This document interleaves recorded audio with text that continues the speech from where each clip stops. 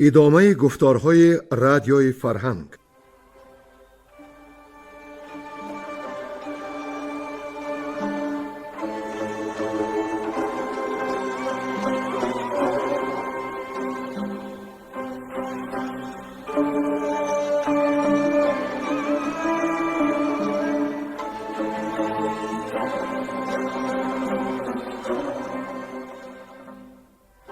بسا رنج بردم در این سال سی، عجم زنده کردم بدین پاسی.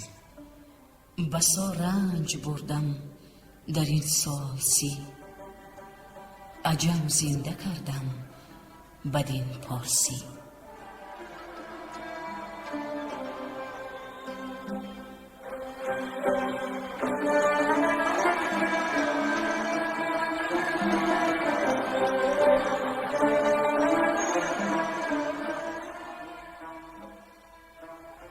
محفل ادبی به استقبال جشن هزاره شاهنامه بیزوال ابوالقاسم فردوسی. صدر محفل لایق شیرعلی.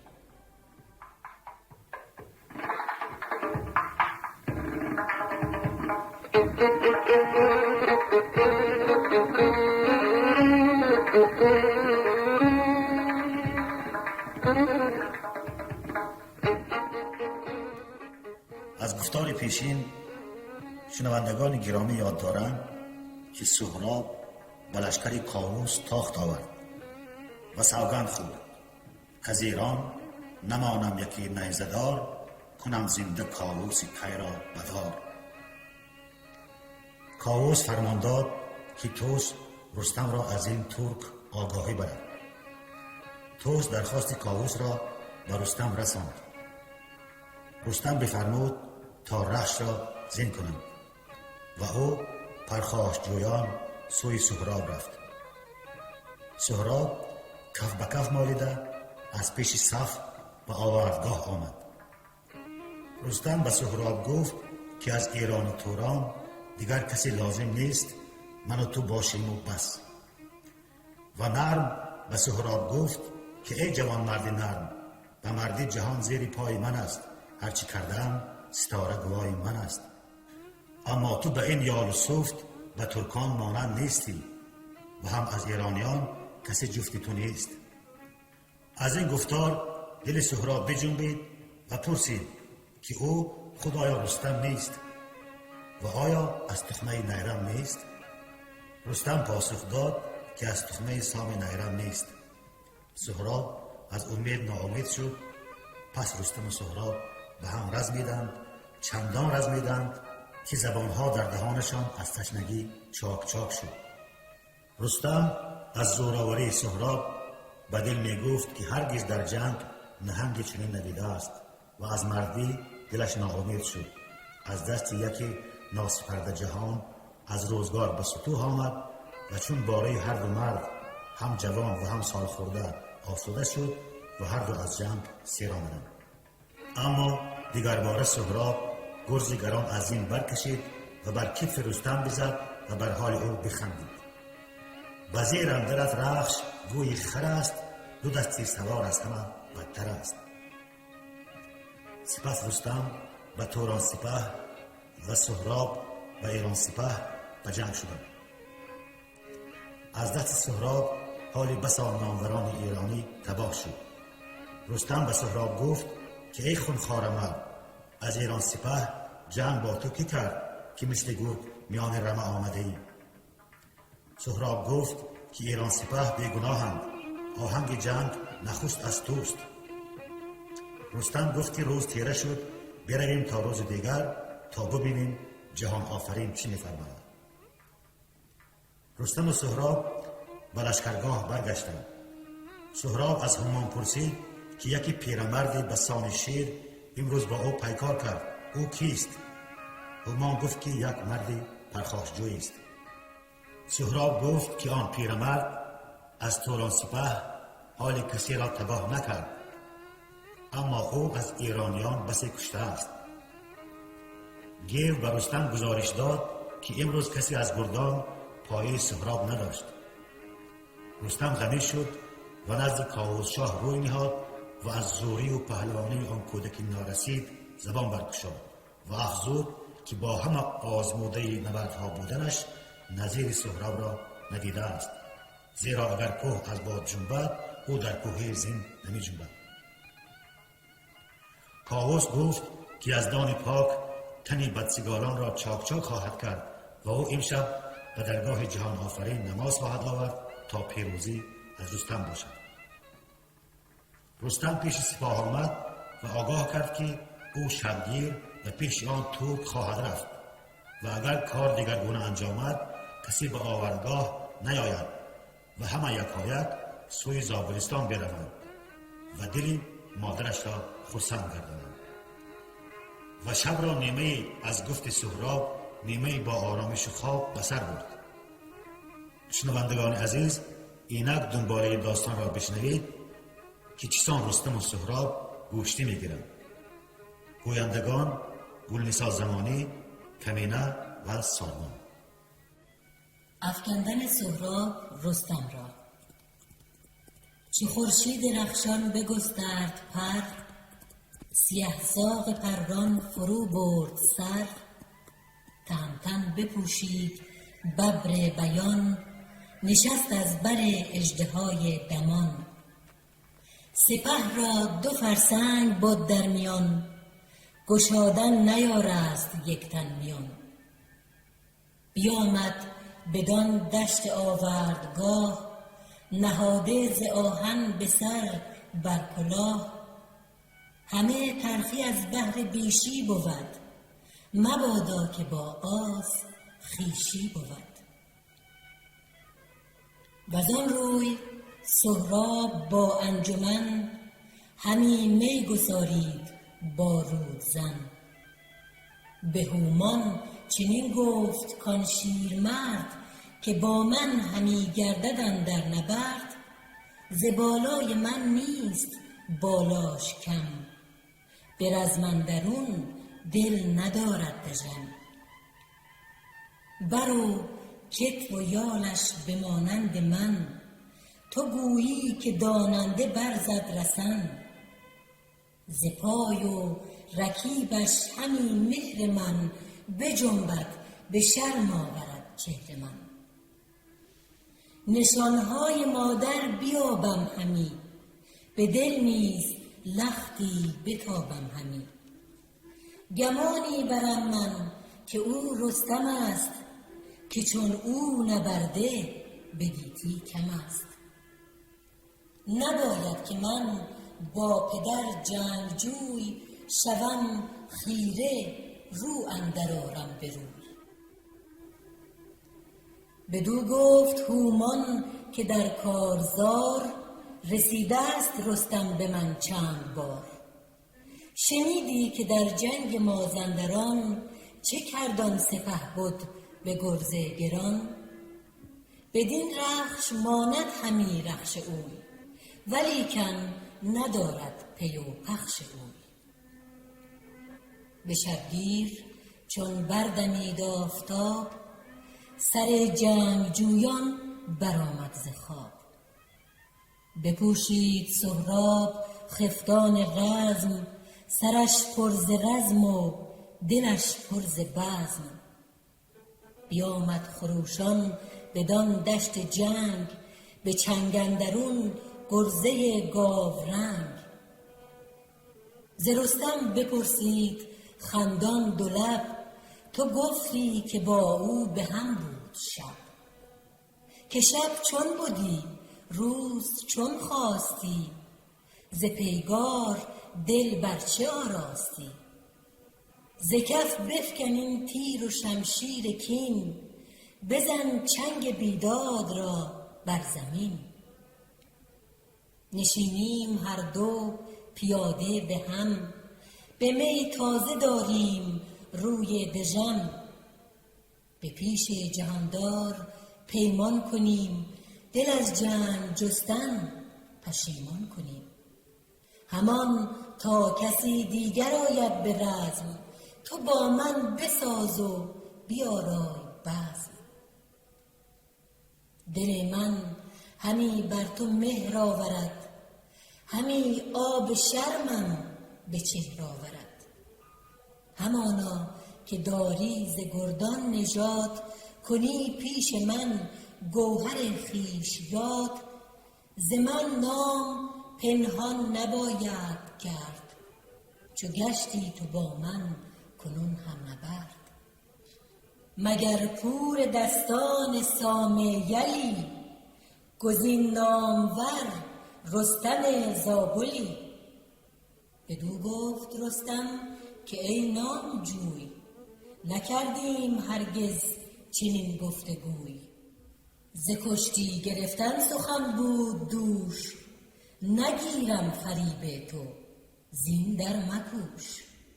نه من کودکم گر تو هستی جوان، به کشتی کمر بسته دارم میان. بکوشیم فرجام کاران بود، که فرمان و رای جهانبان بود.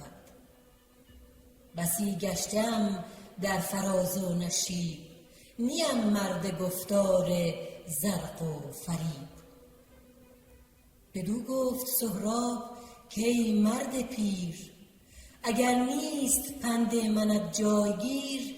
مرا آرزو بود که بر بسترت، برآید به هنگام هوش از برت. کسی کز تو ماند ستودان کند، بپرد روان تن به زندان کند. اگر هوش تو زیر دست من است، به فرمان یزدان برآرم ز دست. ز اسپان جنگی فرود آمدند، هشیوار با کبر و خود آمدند. ببستند بر سنگ اسب نبرد، برفتند هر دو روان پر ز درد. چو شیران به کشتی برآویختند، ز تنها خی و خون همی ریختند. ز شبگیر تا سایه گسترد هور، همی این بران آن برین کرد زور. بزد دست سهراب چون پیل مست، چو شیر دمنده ز جا در بجست.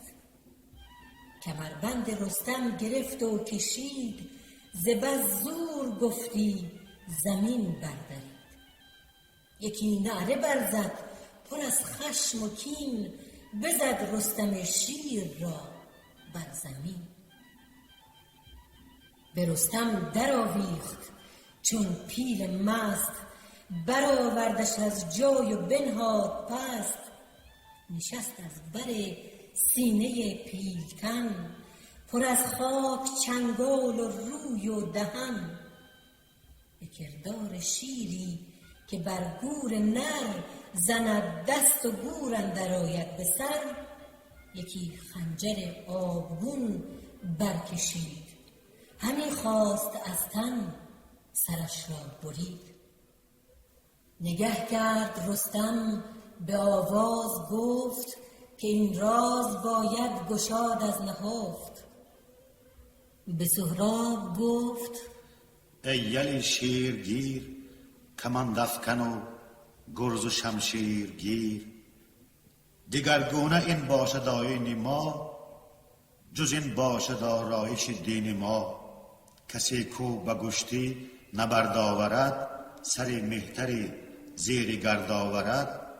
نخستین که پشتش نهد بر زمین، نبرد سرش گرچه باشد بکین. اگر بار دیگرش زیر آورد، به افکندنش نام شیر آورد. روا باشد در سر کند زو جدا، بدین گونه بر باشد آیین ما.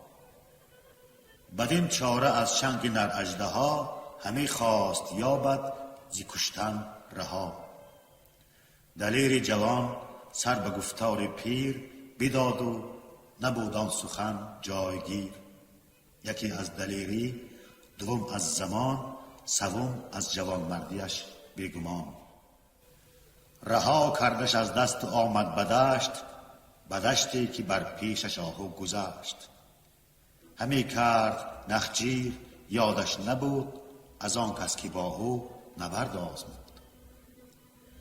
همی دیر شد باز همان چو گرد، بیامد بپرسید از او از نبرد. به همان بگفتم کجا رفته بود، سخن هرچه رستم بدو گفته بود. بدو گفت همان دریغ جوان، بسیری رسیدی همان از جان.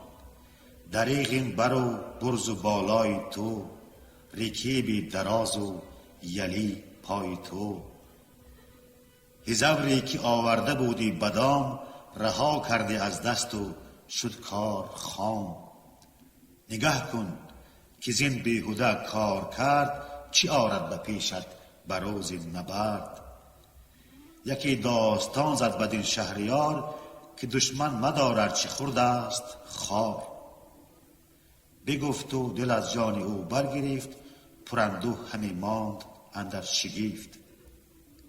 به همان چنین گفت سهراب گرد، که اندیشه از دل بباید ستود. که فردا بیاید بر من به جنگ، ببینی به گردنش بر پالهنگ. به لشکرگه خویش بنهاد روی، به خشم و پر از غم دل از کار اوی. چو رستم ز چنگ وی آزاد گشت، به سان یکی کوه پولاد گشت. خرامان بشد سوی آب روان، چو جان رفته گویا بیابد روان. بخورد آب و روی و سر و تن بشست، به پیش جهان آفرین شد نخست. همی خواست پیروزی و دستگاه، نبود آگه از بخش خورشید و ماه. که چون رفت خواهد سپهر از برش، بخواهد ربودن کلاه از سرش. شنیدم که رستم ز آغاز کار، چنین یافت نیرو ز پروردگار. که گر سنگ را او بسر بر شدی، همی هر دو پایش بدو در شدی. از آن روز پیوسته رنجور بود، دل او از آن آرزو دور بود. بنالید بر کردگار جهان، بزاری همی آرزو کرد آن. که لختی ز زورش ستاند همی، که رفتن به ره بر تواند همی. بدان سان که از پاک یزدان بخواست، زنی روی آن کوه پیکر بکاست. چو باز آن چنان کار پیش آمدش، دل از بیم سهراب ریش آمدش. به یزدان بنالید که کردگار، بدین کار این بنده را پاس دار. همان روز خواهم که از آغاز کار، مرا داد ای پاک پروردگار. بدو باز داد آن چنان کش بخواست، بیفزود بر تن هر آن چش بکاست. و آن آب خور شد به جای نبرد، پراندیشه بودش دل و روی زرد. همی تاخت سهراب چون پیلی مست، کمندی به بازو کمانی به دست. گرازان و چون شیر نعره زنان، سمندش جهان و جهان را کنان. بدان گونه رستم چو او را بدید، عجب ماند در وی همی بنگرید. غمین گشت و زو ماند اندر شگفت، ز پیکارش اندازها برگرفت. چو سهراب باز آمد او را بدید، ز باد جوانی دلش بردمید.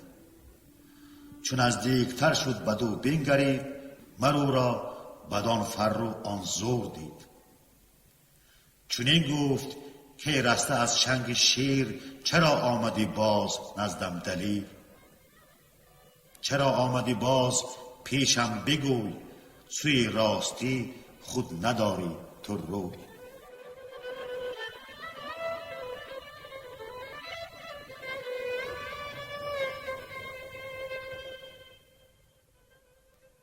کشته شدن سهراب از رستم.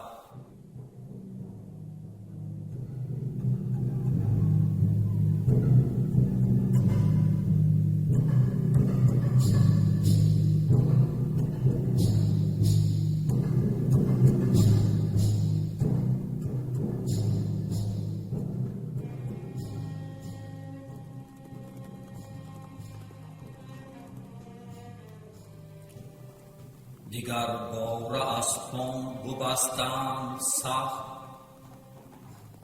بسر بر همی گشت بدخواه بخت. هر آنگه که خشم آورد بختشون، شود سنگ خارا به کردارمون. به گوشتی گرفتند نهادند و سر، گرفتند و هر دو دوالی کمر. سپهدار سهراب آن زور دست، تو گفتی که چرخی بلندش ببست. غمین گشت رستم بیازید چند، گرفت آن سر و یال جنگی پلنگ. خم آورد پشتی دلاور جوان، زمان از سر آمد نبودش توان. زدش بر زمین بر بکردار شیر، بدانیست کو هم نماند بزیر. سبک تیغ تیز از میان برکشید، بری پور بیدار دل بردری. هر آنگه که تو تشنه گشتی بخون، بیالودی این خنجری آبگون. زمانه بخونی تو تشنه شود، بر اندام تو موی دشنه شود. بپیچید از آن پس یکی آه کرد، ز نیکو بد اندیشه کوتاه کرد. بدو گفت کین بر من از من رسید، زمانه به دستی تو دادم کلید. تو زین بی گناهی که این کوش پوشت، مرا برکشید و بزودی بکشت. با بازی بگویند همسال من، به خاک اندر آمد چنین یال من. نشان داد مادر مرا از پدر، ز مهر اندر آمد روانم بسر. همی جستمش تا ببینمش روی، چنین جان بدادم بدین آرزوی. دریغا که رنجم نیامد بسر، ندیدم در این هیچ روی پدر. کنون گر تو در آب ماهی شوی، و یا چون شب اندر سیاهی شوی. و یا چون ستاره شوی بر سپهر، ببری ز روی زمین پاک مهر. بخواهد هم از تو پدر کین من، چو بیند که خشت است بالین من. از آن نام باران گردن کشان، کسی هم برد نزد رستم نشان. که سهراب کشته است و افکنده خوار، همی خواست کردن تو را خواستار. چو بشنید رستم سرش خیره گشت، جهان پیش چشم اندرش تیره گشت. همی بی تن و تاب بی توش گشت، بیفتاد از پای بیهوش گشت. بپرسید از آن پس که آمد به هوش، بدو گفت با ناله و با خروش. بگو تا چی داری ز رستم نشان، که گم باد نامش ز گردن کشان. که رستم منم کم مماناد نام، نشیناد بر ماتمم پوری سام. بزد نعره و خونش آمد بجوش، همی کند موی و همی زد خروش. چو سهراب رستم بدان سان بدید، بیفتاد و هوش از سرش برپرید. بدو گفت گر زان که رستم تویی، بکشتی مرا خیره بر بدخویی.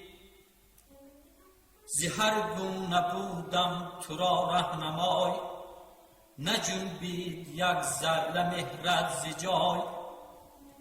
کنون بند بگشای از جوشنم، برهنه ببین این تنی روشنم.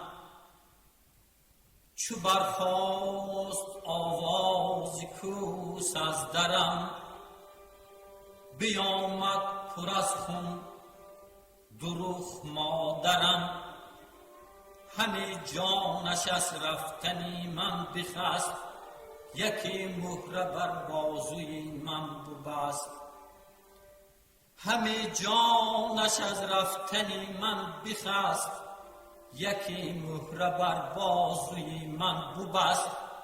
مرا گفت کین از پدر یادگار، بدارو ببین تا کی آید بکار. کنون کارگر شد که بیکار گشت، پسر پیش چشمی پدر خوار گشت. چو بگشاد خفتان آن مهره دید، همه جامه بر خویشتن بردرید. همه گفت که کشته بر دست من، دلیر رو ستوده به هر انجمن. همه ریخت خونو، همه ریخت خونو، همه کند موی.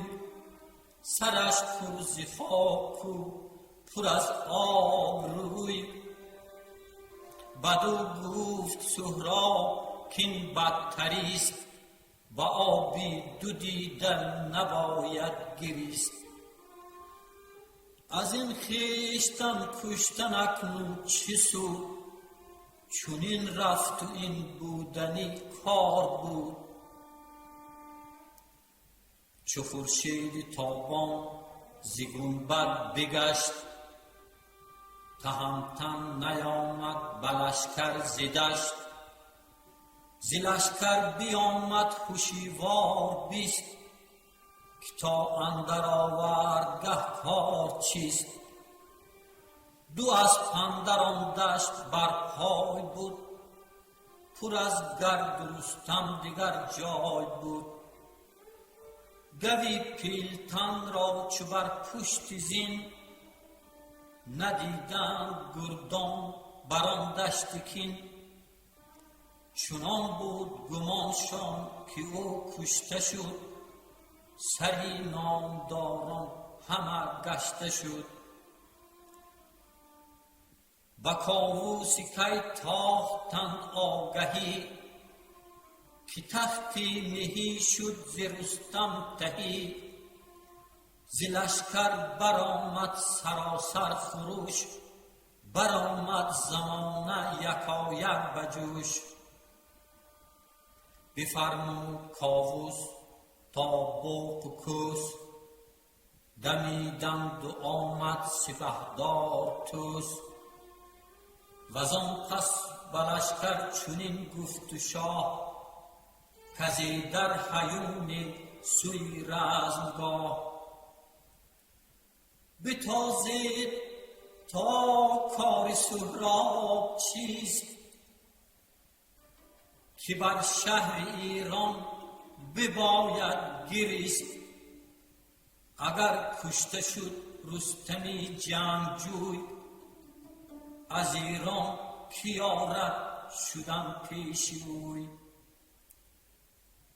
به انبوه زخمی بباید زدن، بدین رزمگه بر نشاید بودن، چو آشوب برخاست از انجمن، چنین گفت سهراب با پیلتن که اکنون چو روزی من اندر گذشت، همه کار ترکان دگرگون نگشت. همه مهربانی بدان کن که شاه، سوی جنگ توران نراند سپاه.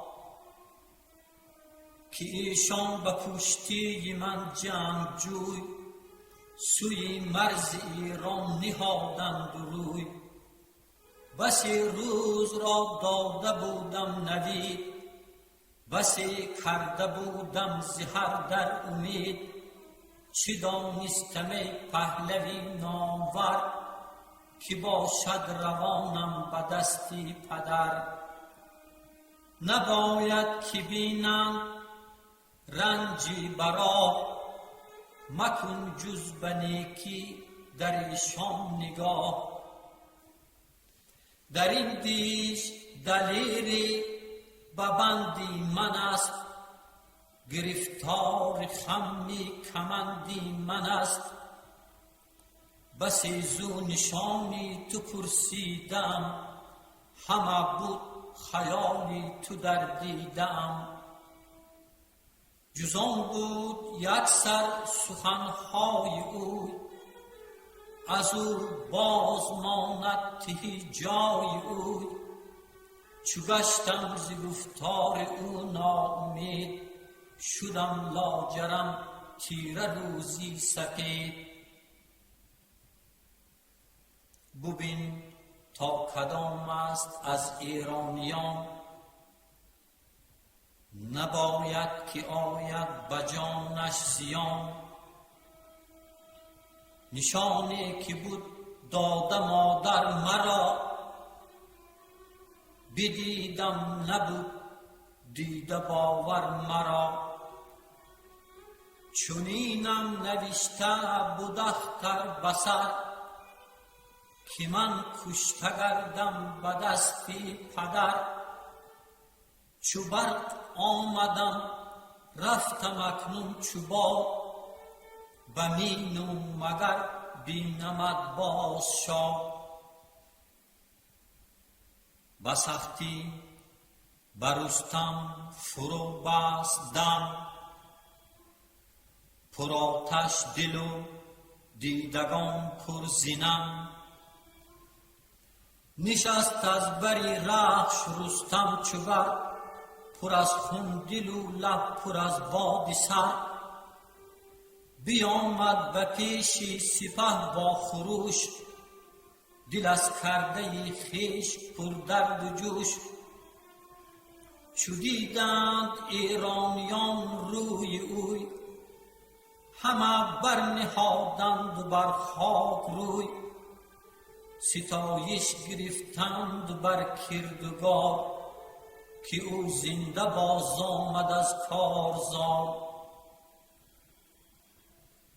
چو زانگونه دیدند بر خاک سر، دریده همه جامه و خسته بر. به پرسش گرفتند کین کار چیست، تو را دل بدین گونه از بهر کیست. بگفت آن شگفتی که خود کرده بود، گرامی پسر را که آزرده بود. همه برگرفتند با او خروش، نماند آن زمان با سپهدار هوش. چنین گفت با سرفرازان که من، نه دل دارم این روز گویی نه تن. شما جنگ توران مجویید کس، که این بد که من کردم امروز بس. زواره بیامد بری پیلتن، دریده بر و جامه و خسته تن. چو رستم برادر بران گونه دید، بگفت آنچه از پوری کشته شنید. پشیمان شدم من ز کردار خویش، ستانم مکافات ز اندازه بیش. پسر را بکشتم به پیرانه سر، بریده پی و بیخ آن نامور. پشیمان شدم من ز کردار خویش، ستانم مکافات ز اندازه بیش.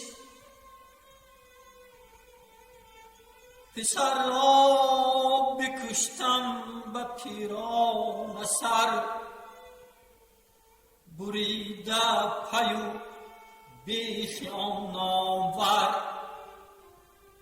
دریده جگرگاه پوری جوان، بگرید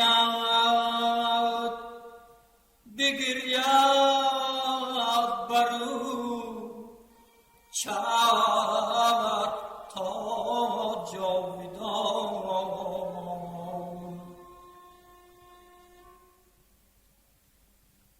فرستاد نزدیک همان پیام، که شمشیر کین ماند اندر نیام. نگهدار آن لشکر اکنون تویی، نگه کن بدیشان مگر نغنوی. که با تو مرا روزی پیکار نیست، همان بیش از این جای گفتار نیست. تو از زیشت خویی نگفتی ورا، بر آتش زدی جان دیدن مرا. برادرش را گفت پس پهلوان، که برگرد ای گرد روشن روان. تو با او برو تا لب رود آب، مکن بر کسی هیچ گونه شتاب. زواره بیامد همان در زمان، به همان سخن گفت از پهلوان. به پاسخ چنین گفت همان گرد، که بنمود سهراب را دست برد. هجیری ستیزنده بدگمان، که می داشت رازی سپه بود نهان. نشانی پدر جوست با او نگفت، روانش به بیدانشی بود جفت. و ما این بد از شومی او رسید، بباید مرو را سر از تن برید. زواره بیامد بر پیلتن، ز همان سخن راند و از انجمن. ز کاری هجیری بدی بدگمان، که سهراب را زود سر آمد زمان. تهمتن ز گفتار او خیره گشت، جهان پیش چشم اندرش تیره گشت. به نزدی هجیر آمد از دشت کین، گریبانش بگرفت و زد بر زمین. یکی خنجری آبگون برکشید، سرش را همی خواست از تن برید. بزرگان به پوزش فراز آمدند، هجیر از دم مرد باز استودند. چو برگشت از آن جایگه پهلوان، بیامد بری خسته پوری جوان، بزرگان برفتند با او به هم، چو توس و چو گودرز و چون گستهم. همه لشکر از بهر اون ارجمند، زبان برگشادند یک سر زبان، که درمان این کار یزدان کند، مگر کین غمان بر تو آسان کند. یکی دشنه بگریفت رستم به دست، که از تن ببرد سری خویش پست. بزرگان بدو اندر آویختند، ز مژگان همه خون دل ریختند. بدو گفت گودرز کاکنون چه سود، گر از روی گیتی برآری تو دود. تو بر خویشتن گر کنی صد گزند، چه آسانی آید بدان ارجمند. اگر مانده باشد مرو را زمان، بماند به گیتی تو با او بمان. وگر زین جهان آن جوان رفتنیست، به گیتی نگه کن که جاوید کیست. شکاریم یک سر همه پیش مرد، سری زیر تاج و سری زیر ترگ. چو آید هنگام بیرون کنند، وزان پس ندانیم تا چون کنند. ز مرگ ای سپهبد به اندوه کیست، همه خویشتن را بباید گریست. دراز است راهش وگر کوته است، پراکندگانیم اگر همره است. پراکندگانیم اگر همره است.